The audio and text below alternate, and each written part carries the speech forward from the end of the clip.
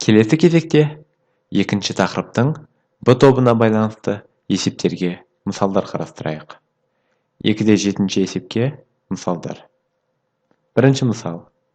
7-нің n-ші дәрежесі көбейтілген 7-нің 9-ші дәрежесі. Негіздері бірдей, сол үшін негіздерінде 7 болып тұр. 7-ні жазып аламыз, дәрежесіне n қосу 9 деп жазамыз. Өйткені негіздері бірдей сандарды көбейткен кезде дәреже көрсеткіштері қосылады. Екінші мысалымыз. 2,9-ның 11 дәрежесі көбейтілген 2,9-ның с дәрежесі. Негіздері бірдей болып отыр, сол себепті 2,9-ның 11 қосу с дәрежесі деп жазып аламыз. Бұл жерде есептерде 11-ге с-ны қоса алмаймыз, өйткені 11 нақты натурал сан болатын болса, ал с деп отырғанымыз айнымалы. Үшінші есеп.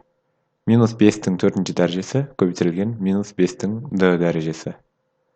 Бұл жерде негіздері бірдей, -5-тің 4 қосу д дәрежесі деп жазып аламыз. 4-ке д-ны қоса алмаймыз, сол себепті өрнек осы бойынша қалады. Және тағы бір мысалымыз. 7-тен 2-нің м дәрежесі көбейтілген 7-тен 2-нің 6 дәрежесі. 7-тен 2 негізі бірдей болып отыр, сол себепті 7-тен 2-нің м қосу 6 дәрежесі деп жазып аламыз. Ал енді 2-де 8-ші есепке мысал келтірейік. Бірінші мысалымыз. Бұл жерде өрнектерді ықшамдауымыз керек. 7-нің 5n дәрежесі көбейтілген 7-нің n дәрежесі. Негіздері бірдей, сол себепті 7-нің 5n қосу n дәрежесі деп жазуға болады. 5n-ға n-ді қосатын болсаң, 6n шығады. Сол кезде 7-нің 6n дәрежесі болады. Келесі мысалымыз. -3-тің 3a дәрежесі көбейтілген -3-тің 5a дәрежесі. Бұл тең болады -3-тің 3a қосылған 5a дәрежесіне. Яғни жауабымыз -3-тің 8a дәрежесі болады. 3a-ға 5a-ны қоссақ, 8a шығады. Келесі мысал. -5,8-дің 6t дәрежесі көбейтілген -5,8-дің 8t дәрежесі. -5,8-дің 6t қосу 8t дәрежесі деп жазып аламыз. Ал бұдан -5,8-дің 14t дәрежесі шығады. Келесі есебіміз. 5,6-1-дің 7m дәрежесі көбейтілген 5,6-1-дің 3m дәрежесі. Негіздері бірдей болғандықтан 5,6-1-дің 7m қосылған 3m дәрежесі деп жазып аламыз. Жауабымыз 5,6-1-дің 10m дәрежесі шығады. 2-де 9 және 2-де 10 есептерге мысалдар. Бұл жерде дәрежені негіздері бірдей 3 дәреженің көбейтіндісі түрінде жазуымыз керек. Бірінші мысал. 13-тің 15n дәрежесі. Бұл дәрежені негіздері бірдей 3 дәреженің көбейтіндісі түрінде жазатын болсақ, 13-тің 5n дәрежесі көбейтілген 13-тің 3n дәрежесі көбейтілген 13-тің 7n дәрежесі деп жазуға болады. Бұл кезде дәреже көрсеткіштерін қосатын болсақ, яғни 5n қосу 3n қосу 7n деп жазатын болсақ, бастапқы 15n қайтып шығады. Әрине, бұл жерде басқа да нұсқалар бар. Мысал үшін 13-тің 5n дәрежесі көбейтілген 13-тің 5n дәрежесі көбейтілген 13-тің 5n дәрежесі деп жазатын болсақ, бұл кезде де 13-тің 15n дәрежесі шығатын еді. Екінші мысалымыз. -47-нің 9m дәрежесі. Бұл жерде -47-нің 3m дәрежесі көбейтілген -47-нің 3m дәрежесі көбейтілген -47-нің 3m дәрежесі деп жазыламыз. Негіздері бірдей, сол себепті бұны кері қарай жазатын болсақ, бастапқы 9m-міз қайтып шығады. Өйткені негіздері бірдей көрсеткіштері көбейткен кезде дәреже көрсеткіштері қосылатын. Үшінші есебіміз. -100-дің 15k дәрежесі.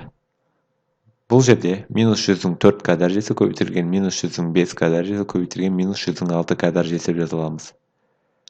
Негіздері бірдей сандардың дәрежелерінің көрсеткіштерін қосқан кезде 4k қосу 5k қосу 6k бастапқы 15k шығады. Төртінші мысал. 5,6-1-дің 18t дәрежесі. Бұл жерде 5,6-1-дің 7t дәрежесі көбейтілген 5,6-1-дің 4t дәрежесі көбейтілген 5,6-1-дің 7t дәрежесі деп жаза аламыз. Және де соңғы мысалымыз 7,5-дің 3k дәрежесі. Бұл жерде тек қана бір ғана нұсқамыз бар. Яғни 7,5-тің k дәрежесі көбейтілген 7,5-тің k дәрежесі көбейтілген 7,5-тің k дәрежесі. Бұл жерде де 3 дәреженің көбейтіндісі түрінде жаздық. Сол кезде k қосу k бастапқы 3k келіп шығады. 2-де 11 есепке ұқсас мысалдар. Бұл жерде дәрежені негіздері бірдей дәрежелердің көбейтіндісі түрінде жазу керек. Және де әртүрлі жағдайларды қарастырамыз. Бірінші мысал, x-тің 3 дәрежесі. Бұл жерде негіздері бірдей дәрежелердің көбейтіндісі ретінде жазудың көптеген нұсқалары бар. Бірінші жағдайды қарастырайық. X көбейту x. Егер x-тің немесе кез келген өрнектің өзі ғана жазылып тұрса, біз оны бірінші дәрежесі деп есептейміз. Өрнектің бірінші дәрежесі ешқашан жазылмайды.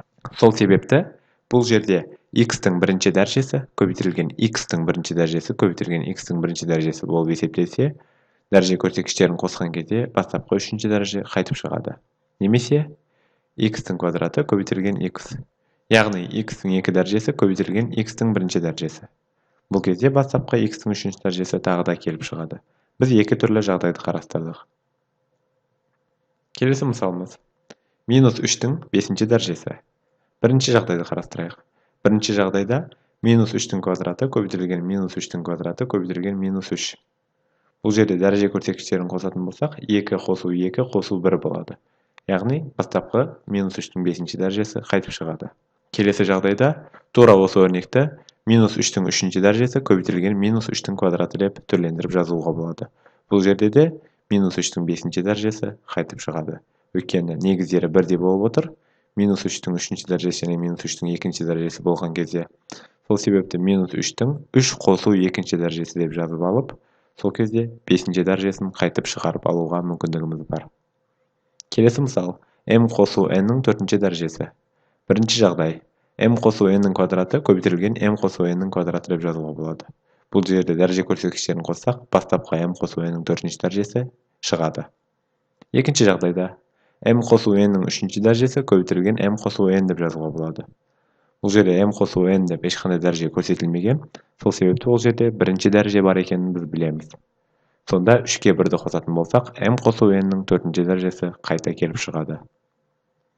Тағы да бір мысалымыз, 8-ден 3-тің 6-ші дәрежесі.